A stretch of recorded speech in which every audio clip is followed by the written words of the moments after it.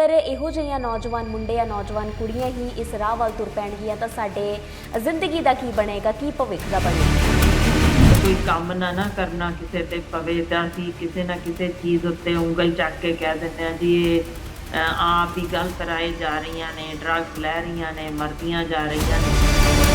ਕੀ ਕਸੂਰਵਾਰ ਆ ਤੇ ਉਹਦੇ ਵਿੱਚ ਅਸੀਂ ਅੱਖੋਂ ਪਰੋਖੇ ਕਰਕੇ ਤੇ ਸਿਰਫ ਉਂਗਲ ਉਹਨਾਂ ਤੇ ਚੱਕਦੇ ਹਾਂ। 45,000 ਤੋਂ ਵੱਧ ਔਰਤਾਂ ਨੇ ਸਿਰਫ ਭਾਰਤ ਵਿੱਚ ਹੀ ਖੁਦਕੁਸ਼ੀ ਕੀਤੀ।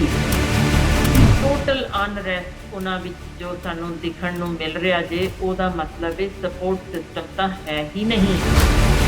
ਕੀ ਕਾਰਨ ਹੈ? ਸਾਡੀਆਂ ਬੇਟੀਆਂ ਉਨੀ ਉੱਚੀ ਉਡਾਨ ਵੱਡੀ ਗਿਣਤੀ 'ਚ ਨਹੀਂ ਪਾ ਸਕਦੀਆਂ ਕਿ ਸਾਡੀਆਂ ਡੋਮੈਸਟਿਕ ਵਾਇਲੈਂਸ ਨੂੰ ਜੇ ਲੈ ਲਈਏ ਤਾਂ ਇਹ ਇੰਟਰਨੈਸ਼ਨਲ ਫਿਗਰਸ ਵੀ ਨੇ ਜਿਨ੍ਹਾਂ 'ਚ ਭਾਰਤ ਸ਼ਾਮਲ ਹੈ ਕਿ ਹਰ 9 ਔਰਤਾਂ ਪਿੱਛੇ ਇੱਕ ਮਰਦ ਨੂੰ ਡੋਮੈਸਟਿਕ ਵਾਇਲੈਂਸ ਸਹਿਣੀ ਪੈਂਦੀ ਹੈ।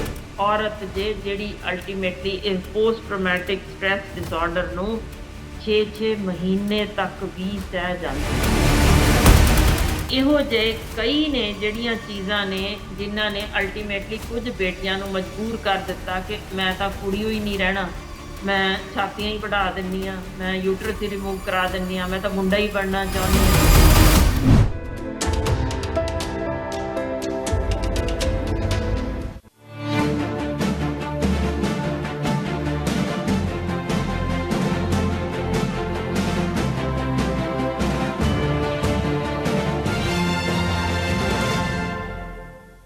ਸਤਿ ਸ਼੍ਰੀ ਅਕਾਲ ਜੀ, ਸਾਂਝਾ ਟੀਵੀ ਦੇਖ ਰਹੇ ਹੋ ਤੁਸੀਂ ਤੇ ਮੈਂ ਹਾਂ ਤੁਹਾਡੇ ਨਾਲ ਸ਼ਵੇਤਾ ਰਾਣਾ। ਸੋ ਅੱਜ ਦੀ ਇਸ ਖਾਸ ਪੇਸ਼ਕਸ਼ ਸਾਂਝੀ ਗੱਲਬਾਤ ਵਿੱਚ ਤੁਹਾਡਾ ਸਾਰਿਆਂ ਦਾ ਸਵਾਗਤ ਹੈ।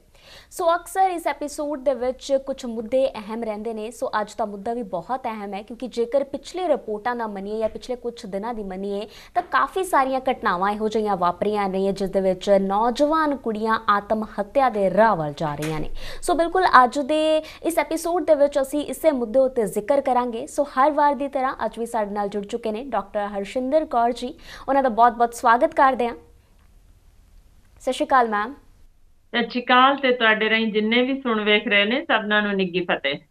ਜੀ ਬਿਲਕੁਲ ਮੈਮ, ਜੇਕਰ ਪਿਛਲੇ ਕੁਝ ਦਿਨਾਂ ਦੀ ਗੱਲ ਕੀਤੀ ਜਾਵੇ ਤਾਂ ਕੁਝ ਘਟਨਾਵਾਂ ਇਹੋ ਜਿਹੀਆਂ ਵਾਪਰ ਰਹੀਆਂ ਨੇ ਜਿਹਦੇ ਵਿੱਚ ਨੌਜਵਾਨ ਕੁੜੀਆਂ ਆਤਮ ਹੱਤਿਆ ਦੇ ਰਾਹ ਵੱਲ ਜਾ ਰਹੀਆਂ ਨੇ ਔਰ ਕਾਫੀ ਸਾਰੀਆਂ ਜਿਹੜੀਆਂ ਖਬਰਾਂ ਨੇ ਇਹੋ ਜਿਹੀਆਂ ਆ ਵੀ ਰਹੀਆਂ ਨੇ। ਸੋ ਕੀ ਮੰਨਦੇ ਹੋ, ਕੀ ਕਾਰਨ ਸਮਝਦੇ ਹੋ ਇਸ ਚੀਜ਼ ਨੂੰ? ਕਿਉਂਕਿ ਨੌਜਵਾਨ ਪੀੜ੍ਹੀ ਨੇ ਹੀ ਅੱਗੇ ਦਾ ਜਿਹੜਾ ਭਵਿੱਖ ਹੈ ਉਹ ਸਵਾਰਨਾ ਹੈ, ਪਰ ਜੇਕਰ ਇਹੋ ਜਿਹੀਆਂ ਨੌਜਵਾਨ ਮੁੰਡੇ ਜਾਂ ਨੌਜਵਾਨ ਕੁੜੀਆਂ ਹੀ ਇਸ ਰਾਹ ਵੱਲ ਤੁਰ ਪੈਣਗੀਆਂ ਤਾਂ ਸਾਡੇ ਜ਼ਿੰਦਗੀ ਦਾ ਕੀ ਬਣੇਗਾ, ਕੀ ਭਵਿੱਖ ਦਾ ਬਣੇਗਾ ਉਹਨਾਂ ਦੇ?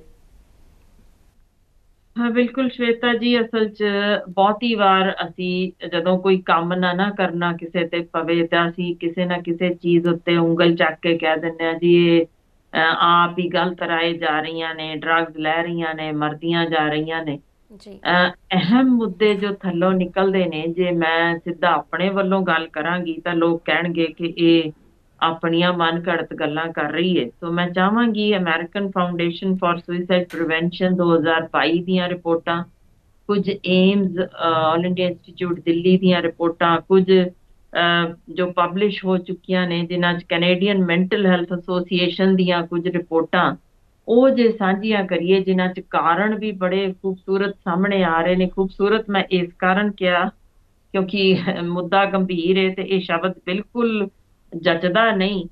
ਖੂਬਸੂਰਤ ਇਸ ਕਰਕੇ ਕਹਿ ਰਹੀ ਹਾਂ ਕਿ ਉਹਨਾਂ 'ਚ ਉਹ ਨੇ ਆਮ ਗੱਲਾਂ ਜੋ ਸ਼ਾਇਦ ਅਸੀਂ ਕਸੂਰਵਾਰ ਹਾਂ ਤੇ ਉਹਦੇ ਵਿੱਚ ਅਸੀਂ ਅੱਖੋਂ ਪਰੋਖੇ ਕਰਕੇ ਤੇ ਸਿਰਫ ਉਂਗਲ ਉਹਨਾਂ ਤੇ ਚੱਕਦੇ ਹਾਂ। ਸੋ ਇਹ ਜਿਹੜੀਆਂ ਚਾਰ ਸਾਡੇ ਵੱਲ ਉਂਗਲਾਂ ਜਦੋਂ ਉਂਗਲ ਚੁੱਕਦੇ ਆਉਂਦੀਆਂ ਨੇ ਨਾ, ਉਹਨਾਂ ਵੱਲ ਧਿਆਨ ਦੇਣ ਲਈ ਬਹੁਤ ਖੂਬਸੂਰਤ ਤਰੀਕੇ ਇਹਨਾਂ ਸਾਰੀਆਂ ਖੋਜਾਂ ਵਿੱਚ ਜੋ ਦਿੱਤੀ ਹੈ ਗੱਲ, ਉਹੀ ਸਾਂਝੀ ਕਰਦੇ ਹਾਂ ਕਿ ਕਿਉਂ ਆਖਰ 30% ਇਨਕਰੀਜ਼ ਹੋ ਗਿਆ ਜੇ, ਵਾਧਾ ਹੋਇਆ ਜੇ ਇਹਨਾਂ ਦੀਆਂ ਖੁਦਕੁਸ਼ੀਆਂ ਸਾਡੀਆਂ ਨੌਜਵਾਨ ਬੇਟੀਆਂ ਦੀ, ਜਿਨ੍ਹਾਂ ਵਿੱਚ 2021 ਵਿੱਚ 45,000 ਤੋਂ ਵੱਧ ਔਰਤਾਂ ਨੇ ਸਿਰਫ ਭਾਰਤ ਵਿੱਚ ਹੀ ਖੁਦਕੁਸ਼ੀ ਕੀਤੀ। ਤੁਸੀਂ ਸਮਝ ਹੀ ਸਕਦੇ ਹੋ ਕਿ ਕਿੰਨਾ ਗੰਭੀਰ ਹੈ ਮਸਲਾ ਜੇ, ਜਿਹਦੇ ਵਿੱਚ ਖਾਸ ਤੌਰ ਤੇ ਜਿਹੜਾ ਹੁਣ 15 ਤੋਂ 19 ਵਰਿਆਂ ਦੀਆਂ ਬੇਟੀਆਂ ਜੋ ਧੜਾ-ਧੜ ਖੁਦਕੁਸ਼ੀ ਕਰਨ ਲੱਗ ਪਈਆਂ ਨੇ, ਉਹਦੇ ਵਿੱਚ ਵੀ ਜੋ ਸਾਡੇ ਵੱਲ ਉਂਗਲਾਂ ਚੁੱਕੀਆਂ ਜਾ ਰਹੀਆਂ ਨੇ ਉਹਨਾਂ ਵੱਲ ਧਿਆਨ ਦੇਣ ਦੀ ਲੋੜ ਹੈ ਕਿਉਂਕਿ ਇਹਦੇ ਵਿੱਚ ਬਹੁਤ ਸਾਰੇ ਜੇ ਵਿਦੇਸੀ ਵੀ ਅਸੀਂ ਗੱਲ ਕਰਾਂਗੇ ਖੁਦਕੁਸ਼ੀਆਂ ਦੀ, ਉਹਨਾਂ ਵਿੱਚ ਏਸ਼ੀਅਨ ਕਾਫੀ ਵੱਧ ਨੇ। ਉਹਨਾਂ ਵਿੱਚ ਵੀ ਜਿਹੜੇ ਅਮਰੀਕਨ ਜਾਂ ਕੈਨੇਡੀਅਨ ਜਿਹੜੇ ਉੱਥੋਂ ਦੇ ਸਿਟੀਜ਼ਨ ਨੇ, ਉੱਥੋਂ ਦੇ ਜੰਮਪਲ ਵੀ ਨੇ, ਉਹਨਾਂ ਵਿੱਚ ਵੀ ਜਿਹੜੇ ਮੀਡੀਓਕਰ ਕਲਾਸ ਨੇ, ਉਹਨਾਂ ਵਿੱਚ ਵੀ ਉਹਨਾਂ ਦੀਆਂ ਧੀਆਂ ਦੇ ਉੱਤੇ ਲੱਗਦੀਆਂ ਵਲਗਣਾ, ਉਹਨਾਂ ਦੀਆਂ ਧੀਆਂ ਦੀਆਂ ਵੱਧਦੀਆਂ ਖੁਦਕੁਸ਼ੀਆਂ UN ਨੂੰ ਬੜਾ ਇਸ ਪਾਸੇ ਵੱਲ ਧਿਆਨ ਦਿਵਾ ਰਹੀਆਂ ਨੇ ਕਿ ਕਿਉਂ ਆਖਰ 70% ਐਂਟੀ ਡਿਪਰੈਸੈਂਟ ਦਵਾਈਆਂ ਸਾਡੀਆਂ ਇਸ ਵੇਲੇ ਔਰਤਾਂ ਨੂੰ ਦਿੱਤੀਆਂ ਜਾ ਰਹੀਆਂ ਨੇ, ਜਿਨ੍ਹਾਂ 'ਚ US ਵੂਮਨ, ਉਹਨਾਂ ਨੇ ਖਾਸ ਤੌਰ ਤੇ ਕਿਹਾ ਅਮਰੀਕਨ ਔਰਤਾਂ ਜਿਹੜੀਆਂ ਇਸ ਪਾਸੇ ਲੱਗੀਆਂ ਨੇ। ਪਰ ਗੱਲ ਪਹੁੰਚਦੀ ਜੇ 15-19 ਵਰਿਆਂ ਦੀਆਂ ਬੇਟੀਆਂ, ਜਿਨ੍ਹਾਂ ਵਿੱਚ ਨਾ ਸਿਰਫ ਸੁਇਸਾਈਡ ਬਲਕਿ ਅਟੈਂਪਟਡ ਸੁਇਸਾਈਡ, ਯਾਨੀ ਜਿਹੜੀਆਂ ਆਪਣੀ ਵੀਣੀ ਕੱਟਣ ਨੂੰ ਹੋ ਜਾਂਦੀਆਂ ਨੇ, ਗੋਲੀਆਂ ਖਾ ਜਾਂਦੀਆਂ ਨੇ, ਸ਼ਰਾਬ ਪੀ ਕੇ ਤੇਜ਼ ਕਾਰ ਚਲਾਣੀ, ਐਕਸੀਡੈਂਟ ਕਰਨਾ, ਛਾਲ ਮਾਰ ਦੇਣੀ ਕਿਤੋਂ ਉੱਤੋਂ, ਇਹ ਸਾਰੀਆਂ ਚੀਜ਼ਾਂ ਜਿਹੜੀਆਂ ਉਹਨਾਂ ਵਿੱਚ ਦਿਸ ਰਹੀਆਂ ਨੇ, ਉਹਦਾ ਮਤਲਬ ਇਹ ਇੱਕ ਟੋਟਲ ਅਨਰੈਸਟ ਉਹਨਾਂ ਵਿੱਚ ਜੋ ਸਾਨੂੰ ਦਿਖਣ ਨੂੰ ਮਿਲ ਰਿਹਾ ਜੇ, ਉਹਦਾ ਮਤਲਬ ਇਹ ਸਪੋਰਟ ਸਿਸਟਮ ਤਾਂ ਹੈ ਹੀ ਨਹੀਂ। ਜਿਹੜੀਆਂ ਉਹਨਾਂ ਦੀਆਂ ਨਿੱਕੀਆਂ ਤੋਂ ਨਿੱਕੀਆਂ ਗੁੰਝਲਾਂ ਜੋ ਆਮ ਘਰਾਂ ਵਿੱਚ ਬੈਠ ਕੇ ਸੁਲਝਾ ਲਈਆਂ ਜਾਂਦੀਆਂ ਨੇ, ਜਾਂ ਥੋੜੀ ਜਿਹੀ ਵੀ ਇੱਧਰ ਉੱਧਰ ਉਹ ਸਮਾਂ ਟਪਾ ਲਿਆ ਜਾਵੇ, ਤਾਂ ਖੁਦਕੁਸ਼ੀ ਤੋਂ ਬਚਾਇਆ ਜਾ ਸਕਦਾ ਹੈ। ਜਿੱਥੇ ਬੇਟੀ ਨੂੰ ਇੱਕ ਪੋਜ਼ਿਟਿਵ ਐਟੀਟਿਊਡ ਨਾਲ ਕਿ ਹਾਂ ਕੋਈ ਗੱਲ ਨਹੀਂ ਬੱਚੇ, ਕੀ ਹੋਇਆ, ਆਪਾਂ ਇੱਕ ਨਵਾਂ ਰਾਹ ਹੋਰ ਲੱਭਦੇ ਹਾਂ ਜਾਂ ਇੱਕ ਨਵਾਂ ਰਸਤਾ ਇਖਤਿਆਰ ਕਰਦੇ ਹਾਂ, ਸਾਡੀ ਸੋਚ ਸਗੋਂ ਤਿਰਸਕਾਰ ਵਾਲੀ ਬਣੀ ਜਾਂਦੀ ਜੇ ਕਿ ਬੇਟੀ ਜੇ ਆਪਣੀ ਮਰਜ਼ੀ ਕੁਛ ਕਰਨੀ ਚਾਹੁੰਦੀ ਜੇ ਤਾਂ ਅਸੀਂ ਉਹਨੂੰ ਸਗੋਂ ਕੱਟ ਆਫ ਕਰ ਦਿੰਦੇ ਹਾਂ ਕਿ ਤੇਰਾ ਸਪੋਰਟ ਸਿਸਟਮ ਤਾਂ ਅਸੀਂ ਹੈ ਹੀ ਨਹੀਂ, ਤੂੰ ਤਾਂ ਬਿਲਕੁਲ ਹੀ ਪਰੇ, ਯਾਨੀ ਤੈਨੂੰ ਅਸੀਂ ਝਾਕਣਾ ਵੀ ਨਹੀਂ, ਤੂੰ ਲਿਵ ਇਨ 'ਚ ਜਾ ਰਹੀ ਹੈ ਸਾਡੇ ਤੋਂ, ਸੋਚ ਲੈ ਪਿੱਛੋਂ ਤੇਰਾ ਕੋਈ ਵਾਲੀ ਵਾਰਸ ਹੀ ਨਹੀਂ, ਆਪੇ ਮਰ ਖੱਪ ਜਿੱਥੇ ਜਾਣਾ। ਯਾਨੀ ਹਰ ਪਾਸਿਓਂ ਅਸੀਂ ਉਹਨੂੰ ਤਿਰਸਕਾਰ ਤਾਂ ਦੇ ਦਿੰਦੇ ਆ, ਪਰ ਉਹਨੂੰ ਆਪਣਾ, ਯਾਨੀ ਪਰਾਇਆ ਪਹਿਲਾਂ ਗਿਣਦੇ ਆ, ਆਪਣਾ ਬਾਅਦ 'ਚ ਗਿਣਦੇ ਆ। ਸੋ ਇਹ ਸਾਰੀਆਂ ਜਿਹੜੀਆਂ ਉਂਗਲਾਂ ਸਾਡੇ ਵੱਲ ਉੱਠ ਰਹੀਆਂ ਨੇ ਇਹਨਾਂ ਖੋਜਾਂ ਰਾਹੀਂ, ਅਸੀਂ ਆਪ ਹੀ ਕਾਰਨ ਆਪਣੀਆਂ ਧੀਆਂ ਦੇ ਕਤਲ ਦੇ ਬਣਦੇ ਜਾ ਰਹੇ ਹਾਂ, ਜਿਹਦੇ ਵਿੱਚ ਅਸੀਂ ਉਹਨਾਂ ਨੂੰ ਅਹਿਸਾਸ ਦਿਵਾਉਂਦੇ ਆ ਕਿ ਤੁਸੀਂ ਬੇਲੋੜੀਆਂ ਹੋ, ਤੁਸੀਂ ਡਿਪੈਂਡੈਂਟ ਹੋ, ਤੁਸੀਂ ਆਪਣੇ ਪਿਤਾ ਦੇ ਅਧੀਨ ਹੋ, ਫਿਰ ਭਰਾ ਦੇ ਅਧੀਨ ਹੋ, ਫਿਰ ਪਤੀ ਦੇ ਅਧੀਨ ਹੋ, ਫਿਰ ਤੁਸੀਂ ਆਪਣੇ ਪੁੱਤਰ ਦੇ ਅਧੀਨ ਹੋ, ਤੁਸੀਂ ਕੱਲੀਆਂ ਸੁਰੱਖਿਅਤ ਬਾਹਰ ਰਹਿ ਹੀ ਨਹੀਂ ਸਕਦੀਆਂ, ਤੁਸੀਂ ਸੌਖੀਆਂ ਸ਼ਿਕਾਰ ਬਣਨ ਵਾਲੀਆਂ ਹੋ। ਫਿਰ ਉਸ ਤੋਂ ਉੱਪਰ ਲਾਂਛਣ ਦੇਖੋ, ਸ਼ਵੇਤਾ ਜੀ ਤੁਸੀਂ ਵੀ ਇਹੋ ਜਿਹੇ ਕੰਮਕਾਰ ਵਿੱਚ ਲੱਗੇ ਹੋ, ਅਸੀਂ ਦੋਨੋਂ ਔਰਤਾਂ ਹੀ ਆ। ਮੈਨੂੰ ਨਹੀਂ ਲੱਗਦਾ ਕਿ ਜਿਸ ਤਰੀਕੇ ਦੇ ਫਿਗਰਸ ਵੀ ਦੱਸੇ ਜਾਂਦੇ ਨੇ, 99.9% ਬਹੁਤ ਵੱਡੀ ਗਿਣਤੀ ਜੇ, ਜਿਨ੍ਹਾਂ ਔਰਤਾਂ ਨੂੰ, ਕੰਮਕਾਜੀ ਔਰਤਾਂ ਨੂੰ ਵੀ ਬਹੁਤ ਕੁਝ ਸੁਣਨਾ ਤੇ ਸਹਿਣਾ ਪੈਂਦਾ ਜੇ। ਕਿਸੇ ਹੀ ਵੇਲੇ ਜ਼ਿੰਦਗੀ ਵਿੱਚ ਹੋਵੇ, ਪਰ ਇਹ ਗੱਲ ਕਰਨੀ ਕਿ ਇਹ ਘਰੋਂ ਬਾਹਰ ਨਿਕਲੀ ਜੀ, ਇਹ ਅਵਾਰਾ ਹੈ, ਇਹਦੇ ਕਿਸ ਤਰੀਕੇ ਦਾ ਪਹਿਰਾਵਾ ਹੈ, ਇਹਦੀ ਡਰੈਸ ਕਿੱਦਾਂ ਦੀ ਜੇ, ਇਹਦੀ ਲਿਪਸਟਿਕ ਕਿੱਦਾਂ ਦੀ ਜੇ, ਇਹਦੇ ਵਾਲ ਕਿੱਦਾਂ ਦੇ ਜੇ, ਇਹਦੇ ਭਰਵੱਟੇ ਕਿੱਦਾਂ ਦੇ ਨੇ, ਇਹਦੇ ਸਰੀਰ ਕਿੱਦਾਂ ਦਾ, ਇਹਦੀ ਗਿਣਤੀ ਮਿਣਤੀ ਕਿਸ ਤਰ੍ਹਾਂ ਦੀ ਹੈ, ਯਾਨੀ ਕਿਸੇ ਹੀ ਚੀਜ਼ ਤੋਂ ਲੈ ਕੇ ਇਹਦੀ ਕਿਸ ਤਰ੍ਹਾਂ ਦੀ ਮੁਸਕਾਨ ਹੈ, ਇਹਦਾ ਸਰੀਰ ਦਾ ਇੰਨਾ ਨਾਪ ਹੋਣਾ ਚਾਹੀਦਾ ਤੋਂ ਲੈ ਕੇ ਹਰ ਸਾਂਚਾ ਇਹ ਸਮਾਜ ਸਿਰਫ ਔਰਤ ਲਈ ਘੜਦਾ ਹੈ। ਉਹੀ ਕਾਰਨ ਹੈ ਕਿ ਸਾਡੀਆਂ ਬੇਟੀਆਂ ਜੋ ਜਿਨ੍ਹਾਂ ਕੋਲ ਸਪੋਰਟ ਸਿਸਟਮ ਕਰੋ ਨਹੀਂ, ਉਹਨਾਂ ਨੂੰ ਮਾਪੇ ਵਕਤ ਨਹੀਂ ਦਿੰਦੇ, ਉਹਨਾਂ ਤੇ ਬੰਦਸ਼ਾਂ ਜ਼ਰੂਰ ਨੇ, ਸ਼ਾਮ ਨੂੰ ਤੂੰ ਲੇਟ ਨਹੀਂ ਆ ਸਕਦੀ ਕਿਉਂਕਿ ਤੂੰ ਸੇਫ ਨਹੀਂ ਹੈ, ਤੈਨੂੰ ਡਿਪੈਂਡੈਂਸੀ ਹੋਣਾ ਸਿੱਖਣਾ ਪੈਣਾ, ਤੂੰ ਫਲਾਣੀ ਚੀਜ਼ ਆਪਣੀ ਮਰਜ਼ੀ ਨਾਲ ਨਹੀਂ ਕਰ ਸਕਦੀ, ਇਹ ਕਰੇਂਗੀ ਸਮਾਜ ਕੀ ਕਹੇਗਾ। ਇਹ ਸੋਚ ਜਿਹੜਾ ਅਸੀਂ ਉਹਦੇ ਆਲੇ ਦੁਆਲੇ ਇੱਕ ਜੰਗਲਾ ਕੱਸ ਦਿੱਤਾ ਹੈ ਨਾ, ਇਹੀ ਕਾਰਨ ਹੈ ਸਾਡੀਆਂ ਬੇਟੀਆਂ ਉਨੀ ਉੱਚੀ ਉਡਾਨ ਵੱਡੀ ਗਿਣਤੀ 'ਚ ਨਹੀਂ ਭਰ ਸਕਦੀਆਂ, ਭਰ ਰਹੀਆਂ ਨੇ। ਬਹੁਤ ਬੇਟੀਆਂ ਨੇ ਕਮਾਲ ਕੀਤਾ ਜੇ, ਉਹ ਬਹੁਤ ਉਚਾਈ ਤੇ ਪਹੁੰਚੀਆਂ ਨੇ, ਪਰ ਉਹਨਾਂ ਲੈਵਲ ਤੇ ਜਾ ਕੇ ਵੀ ਜਦੋਂ ਤੁਸੀਂ ਉਹਨਾਂ ਦੇ ਅੰਦਰਲੀ ਗੱਲ ਸੁਣੋ, ਸਟਾਕਿੰਗ ਉਹਨਾਂ ਨਾਲ ਵੀ ਹੋਈ, ਬੜੀਆਂ ਨੂੰ ਡੋਮੈਸਟਿਕ ਵਾਇਲੈਂਸ ਵੀ ਸਹਿਣੀ ਪਈ, ਤੇ ਜਦੋਂ ਅਸੀਂ ਇੱਕ ਗਿਣਤੀ ਜੋ ਮੈਂ ਤੁਹਾਡੇ ਸਾਹਮਣੇ ਫਿਗਰ ਦੱਸਣ ਲੱਗੀ ਹਾਂ ਕਿ ਸਾਡੀਆਂ ਡੋਮੈਸਟਿਕ ਵਾਇਲੈਂਸ ਨੂੰ ਜੇ ਲੈ ਲਈਏ ਤਾਂ ਇਹ ਇੰਟਰਨੈਸ਼ਨਲ ਫਿਗਰਸ ਵੀ ਨੇ ਜਿਨ੍ਹਾਂ 'ਚ ਭਾਰਤ ਸ਼ਾਮਲ ਹੈ ਕਿ ਹਰ 9 ਔਰਤਾਂ ਪਿੱਛੇ ਇੱਕ ਮਰਦ ਨੂੰ ਡੋਮੈਸਟਿਕ ਵਾਇਲੈਂਸ ਸਹਿਣੀ ਪੈਂਦੀ ਜੇ। ਪਰ ਉਹਨਾਂ ਵਿੱਚੋਂ ਤੁਸੀਂ ਇਹ ਵੇਖ ਲਓ ਕਿ ਉਹ 9 ਜਿਹੜੀਆਂ ਸਹਿੰਦੀਆਂ ਨੇ, ਉਹਨਾਂ ਵਿੱਚ ਬਹੁਤ ਭਾਰੀ ਗਿਣਤੀ ਜੇ ਜਿਨ੍ਹਾਂ ਦੇ ਇਸ ਕਦਰ ਜ਼ੁਲਮ ਢਾਇਆ ਜਾਂਦਾ ਹੈ ਕਿ ਹੱਡੀਆਂ ਤੋੜਨੀਆਂ, ਸਿਰ ਦੀ ਸੱਟ ਵੱਜਣੀ, ਅੱਖ ਕੱਢ ਦੇਣੀ, ਉਂਗਲ ਵੱਢ ਦੇਣੀ, ਗੁੱਟ ਵੱਢ ਦੇਣਾ, ਇਹੋ ਜੀਆਂ ਚੀਜ਼ਾਂ, ਜਾਂ ਢਿੱਡ ਵਿੱਚ ਅਜਿਹੀ ਡੂੰਘੀ ਸੱਟ ਮਾਰ ਦੇਣੀ ਕਿ ਉਹ ਅੱਗੋਂ ਮਾਂ ਬਣਨ ਯੋਗ ਨਾ ਰਹਿਣਾ। ਇੰਨਾ ਤਸ਼ੱਦਦ ਮਰਦਾਂ ਵਿੱਚ ਉਸ ਹੱਦ ਤੱਕ ਨਹੀਂ ਲੱਭਿਆ ਗਿਆ, ਅੰਤਰਰਾਸ਼ਟਰੀ ਅੰਕੜੇ ਨੇ।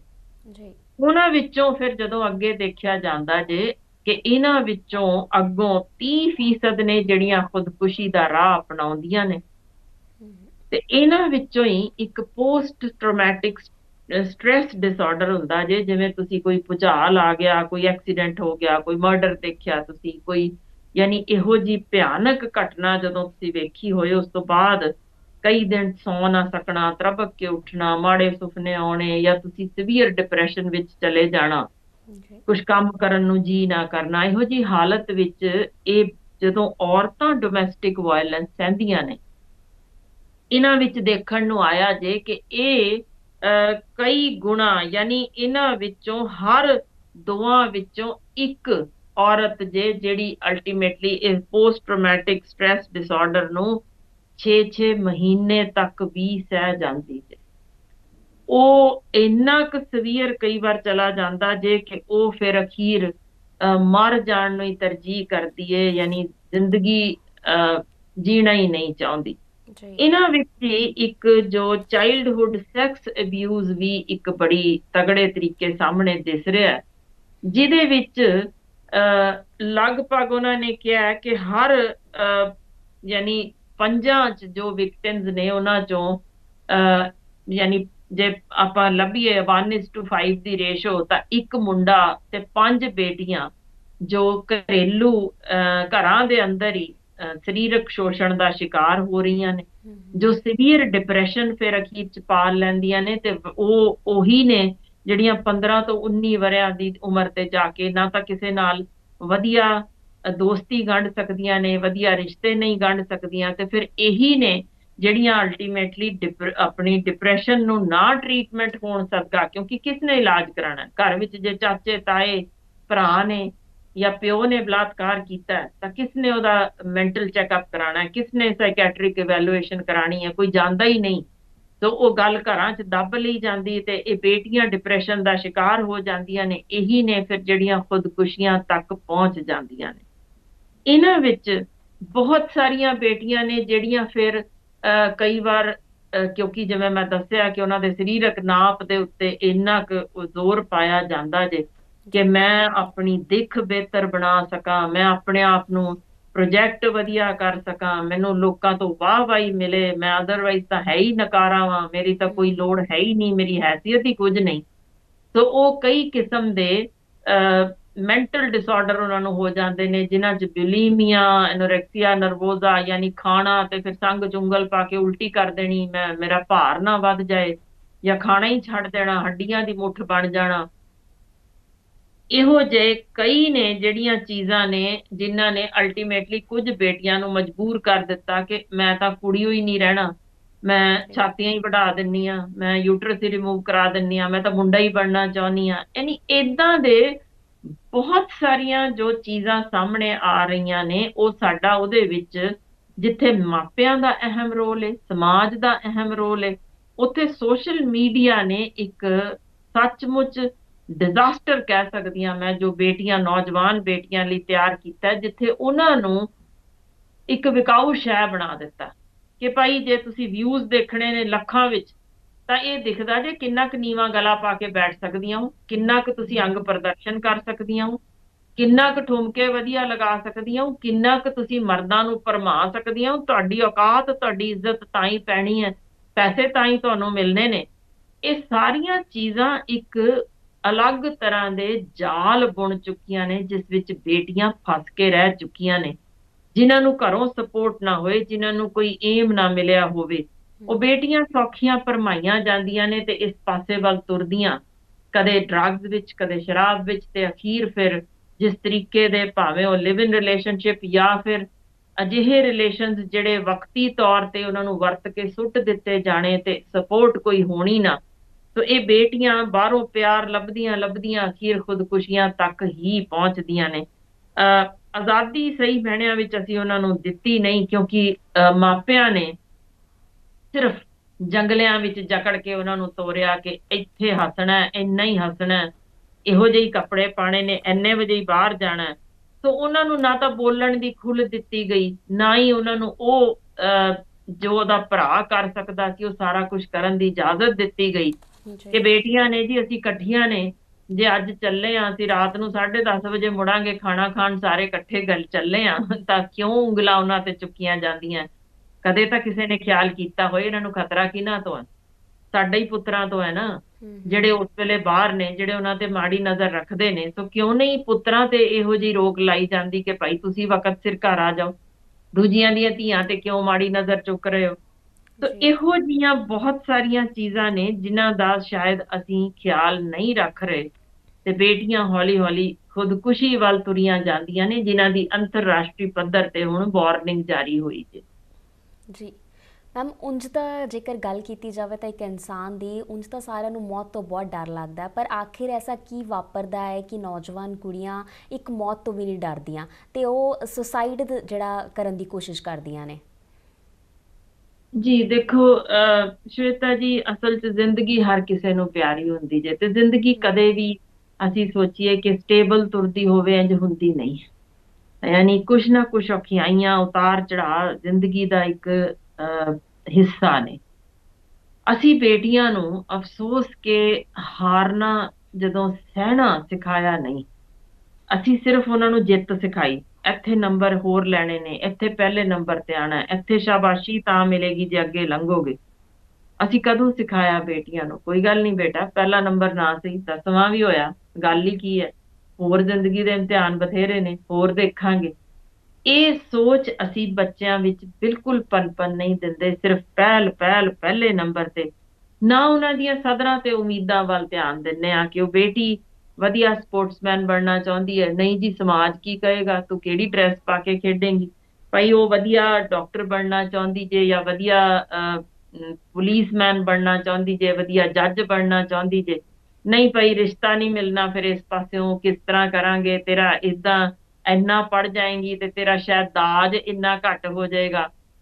ਯਾਨੀ ਅਸੀਂ ਇੱਕ ਬੇਟੀ ਨੂੰ ਇੱਕ ਵਸਤੂ ਬਣਾ ਕੇ ਰੱਖ ਦਿੱਤਾ, ਉਹਦੀਆਂ ਸਧਰਾਂ ਕਦੇ ਵੀ ਸਮਝੀਆਂ ਨਹੀਂ ਕਿ ਇਹ ਕੀ ਬਣਨਾ ਚਾਹੁੰਦੀ ਹੈ। ਵੀ ਕੁੜੀਏ ਤੇਰਾ ਵਿਆਹ ਨਹੀਂ ਵੀ ਹੋਏਗਾ ਤਾਂ ਕੁਝ ਘਟਣ ਨਹੀਂ ਲੱਗਾ, ਕੋਈ ਐਸੀ ਗੱਲ ਨਹੀਂ ਹੋਣ ਲੱਗੀ, ਪਰ ਤੂੰ ਇੰਡੀਪੈਂਡੈਂਟ ਹੈ, ਤੂੰ ਕਿਸੇ ਦੇ ਅਧੀਨ ਜੀਣਾ ਨਹੀਂ, ਤੇਰੀ ਹੋਂਦ ਵੱਖਰੀ ਹੈ, ਤੂੰ ਕੁਝ ਵੀ ਹਾਸਲ ਕਰ ਸਕਦੀ ਹੈ, ਤੂੰ ਉੱਚੀ ਉਡਾਰੀ ਮਾਰ ਸਕਦੀ ਹੈ, ਤੈਨੂੰ ਕੋਈ ਵਲਗਣਾ ਨਹੀਂ ਹਨ।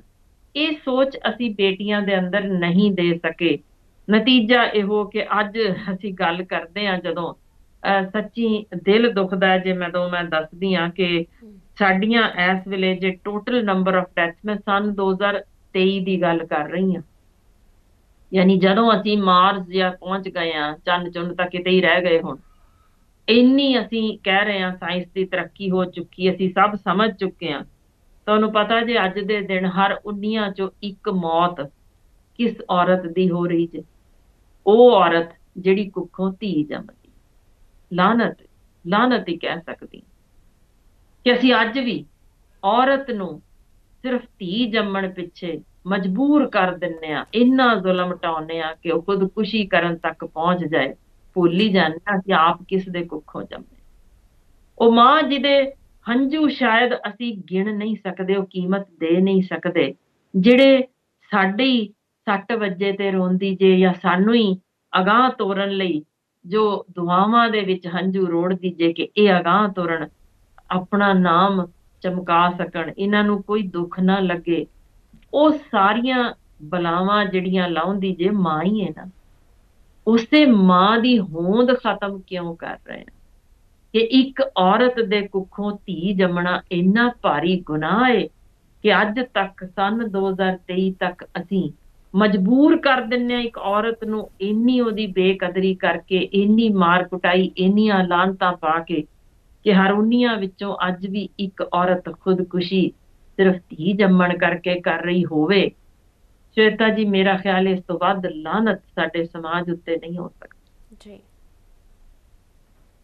ਇਸ ਤੋਂ ਅਗਾਂਹ ਵੀ ਦੇਖੀਏ ਤਾਂ ਜਿਸ ਤਰੀਕੇ ਦੇ ਸਾਡੇ ਪ੍ਰੀ ਮੈਂਸਟਰਲ ਟੈਨਸ਼ਨ ਹੁੰਦੀ ਜੇ, ਜੋ ਬੇਟੀਆਂ ਨੂੰ ਤਣਾਅ, ਜਿਸ ਤਰੀਕੇ ਹਾਰਮੋਨਲ ਚੇਂਜਸ ਹੁੰਦੇ ਨੇ, ਉਹ ਅਸੀਂ ਕਿਉਂਕਿ ਪਤਾ ਨਾ ਹੋਣ ਕਾਰਨ ਰਾਤੀ ਕਿ ਵੀ ਬੇਟੀ ਚਿੜਚਿੜੀ ਹੋ ਜਾਵੇ ਜਾਂ ਉਸ ਸਮੇਂ ਕੁਝ ਉਹਨੂੰ ਇਹੋ ਜਿਹੇ ਮਾਹੌਲ ਵਿੱਚ ਹੋਵੇ, ਤਾਂ ਸਾਰੇ ਪਾਸਿਓਂ ਬਜਾਏ ਕਿ ਉਹਦੇ ਲਈ ਸੁਹਿਰਦ ਅਸੀਂ ਦੁਆਲਾ ਬਣਾਈਏ, ਅਸੀਂ ਸਗੋਂ ਉਹਨੂੰ ਇੰਨਾ ਕੁ ਤੰਗ ਝਿੜਕ ਦਿੰਨੇ ਆ, ਇੰਨਾ ਕੁ ਤੰਗ ਕਰਦੇ ਆ ਕਿ ਬੇਟੀ ਬਦੋ ਬਦੀ ਬਾਹਰੋਂ ਪਿਆਰ ਲੱਭਣ ਲਈ ਭਾਲ ਨਿਕਲਦੀ ਏ ਕਿ ਮੈਂ ਕਿਤੇ ਹੋਰ ਹੀ ਸਹੀ, ਇੱਥੇ ਤਾਂ ਮੈਨੂੰ ਕਦੇ ਪਿਆਰ ਮਿਲਣਾ ਹੀ ਨਹੀਂ।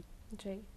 ਉਹ ਚੀਜ਼ ਜਿਹੜੀ ਸਾਡੀ ਦੇਖ ਰਹੇ ਆ ਬੇਟੀਆਂ ਵਿੱਚ, ਜਿਹੜੀਆਂ ਉਹਨਾਂ ਦੀਆਂ ਇੰਟੈਲੈਕਚੁਅਲ ਐਕਟੀਵਿਟੀਜ਼, ਉਹ ਹੌਲੀ ਹੌਲੀ ਉਹਨਾਂ 'ਚ ਇੰਟਰਸਟ ਘਟਦਾ ਜਾਂਦਾ ਜੇ, ਉਹ ਹੌਲੀ ਹੌਲੀ ਸੀਮਤ ਹੋ ਜਾਂਦੀਆਂ ਨੇ ਇੱਕ ਜਾਲੇ ਦੇ ਅੰਦਰ, ਕਿ ਜਿਹੜਾ ਵੀ ਮਰਜ਼ੀ ਮੈਨੂੰ ਰੱਤੀ ਮਾਸਾ ਵੀ ਪਿਆਰ ਕਰਦਾ ਮਿਲ ਜਾਵੇ, ਮੈਂ ਉਹਦੇ ਵੱਲ ਹੀ ਉਹ ਝੁਕਾਅ ਇੰਨਾ ਜ਼ਿਆਦਾ ਰੱਖਦੀਆਂ ਨੇ ਕਿ ਉਹ ਯਾਨੀ ਓਵਰ ਪ੍ਰੋਟੈਕਟਿਵ ਹੋਣ ਦੀ ਕੋਸ਼ਿਸ਼ ਵੀ ਉਹਦੇ ਵਿੱਚ ਹੀ ਲੱਗਦੇ ਕਿ ਇਹ ਮੈਨੂੰ ਬਚਾ ਲਏਗਾ, ਮੈਨੂੰ ਪਿਆਰ ਕਰਦਾ ਹੈ। ਉਹ ਕਈ ਵਾਰ ਗਲਤ ਜਿਹੜੇ ਉਹਦੇ ਵੱਲ ਕੁਝ ਸੁਨੇਹੇ ਆਂਦੇ ਵੀ ਹੋਣ, ਉਹਨਾਂ ਨੂੰ ਦਰਕਿਨਾਰ ਕਰ ਦਿੰਦੀ ਹੈ, ਸਮਝਦੀ ਨਹੀਂ, ਤੇ ਫਿਰ ਉਹ ਫਸ ਜਾਂਦੀ ਹੈ ਇਸ ਜਾਲ ਵਿੱਚ, ਜਿੱਥੋਂ ਅੱਗੇ ਇਹਨੂੰ ਫਿਰ ਜਿਸਮਾਨੀ ਸ਼ੋਸ਼ਣ ਵੀ ਹੁੰਦਾ ਜੇ, ਇਹਨੂੰ ਇਸ ਡਰੱਗਸ ਲਈ ਵੀ ਵਰਤਿਆ ਜਾਂਦਾ ਜੇ, ਇਹ ਫਿਰ ਵੇਚੀਆਂ ਵੀ ਜਾਂਦੀਆਂ ਜੇ, ਜਿਸ ਤਰੀਕੇ ਇਹਨਾਂ ਦਾ ਵਤਨੋਂ ਪਾਰ ਹਿਊਮਨ ਟ੍ਰੈਫਿਕਿੰਗ ਹੁੰਦੀ ਜੇ, ਇਹ ਸਾਰੀਆਂ ਚੀਜ਼ਾਂ ਬੜੀਆਂ ਗੁੰਝਲਦਾਰ ਬਣਦੀਆਂ ਜਾਂਦੀਆਂ ਨੇ। ਉਹ ਸ਼ਾਇਦ ਗਿਣਤੀ ਸਾਡੇ ਕੋਲ ਹੈ ਹੀ ਨਹੀਂ, ਕਿਉਂਕਿ ਯੂਐਨ ਨੇ ਕਿਹਾ ਕਿ ਜਿੰਨੀਆਂ ਇਹ ਟ੍ਰੈਫਿਕਿੰਗ ਦੇ ਵਿੱਚ ਬੇਟੀਆਂ ਜਾ ਰਹੀਆਂ ਨੇ, ਉਹ ਕਿਸ ਤਰੀਕੇ ਮਰਦੀਆਂ ਨੇ, ਤਿਲ ਤਿਲ ਨਰਕ ਭੋਗਦੀਆਂ, ਉਹ ਗਿਣਤੀ ਸਾਡੇ ਕੋਲ ਹੈ ਹੀ ਨਹੀਂ। ਕਿਉਂਕਿ ਕਿਵੇਂ ਉਹ ਮਰਦੀਆਂ ਨੇ, ਕਿਤੇ ਛਾਲ ਮਾਰਦੀਆਂ ਨੇ, ਜ਼ਹਿਰ ਖਾ ਕੇ ਮਰ ਜਾਂਦੀਆਂ ਨੇ, ਉਹ ਕਿਸੇ ਹੀ ਲੇਖੇ ਨਹੀਂ, ਉਹਨਾਂ ਦੀ ਗਿਣਤੀ ਕਿਤੇ ਨਹੀਂ। ਸੋ ਉਹ ਬੇਟੀਆਂ ਦੀ ਤਾਂ ਸ਼ਾਇਦ ਅਸੀਂ ਕੁਝ ਦੱਸ ਹੀ ਨਹੀਂ ਸਕਦੇ ਕਿੰਨੀ ਵੱਡੀ ਮਾਤਰਾ, ਕਿਉਂਕਿ ਉਹ ਵੀ ਗਿਣਤੀ ਜੋ ਟ੍ਰੈਫਿਕਿੰਗ ਵਿੱਚ ਜਾ ਰਹੀ ਜੇ, ਲੱਖਾਂ ਦੀ ਗਿਣਤੀ 'ਚ ਜੇ। ਉਹ ਵੀ ਗਰੀਬ ਮਾਪੇ ਨੇ ਜਿਨ੍ਹਾਂ ਦੀ ਸੁਣਵਾਈ ਕਿਤੇ ਹੈ ਨਹੀਂ, ਹਰ ਪਾਸਿਓਂ ਤਿਰਸਕਾਰ ਮਿਲਦਾ ਜੇ, ਉਹ ਕਿੱਥੋਂ ਲੱਭਣ ਆਪਣੀਆਂ ਬੇਟੀਆਂ ਜੋ ਵਤਨੋਂ ਪਾਰ ਗਈਆਂ, ਤੇ ਉਹਨਾਂ ਨੂੰ ਕਿਵੇਂ ਉਹ ਬੇਟੀਆਂ ਵੀ ਕੰਟੈਕਟ ਕਰਨ ਜਿਨ੍ਹਾਂ ਕੋਲ ਕੋਈ ਰਾਹ, ਕੋਈ ਜ਼ਰੀਆ ਛੱਡਿਆ ਹੀ ਨਹੀਂ।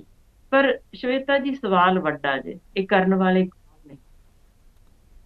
ਸਾਡੇ ਹੀ ਕਿਸੇ ਪਿਓ, ਸਾਡੇ ਹੀ ਕਿਤੇ ਭਰਾ, ਸਾਡੇ ਹੀ ਕਿਤੇ ਬੱਚੇ। ਯਾਨੀ ਇਸ ਮਰਦ ਪ੍ਰਧਾਨ ਸਮਾਜ ਵਿੱਚ ਇਹ ਸਾਰਾ ਸ਼ੋਸ਼ਣ ਕਰਨ ਵਾਲਾ ਹੈ ਕੌਣ?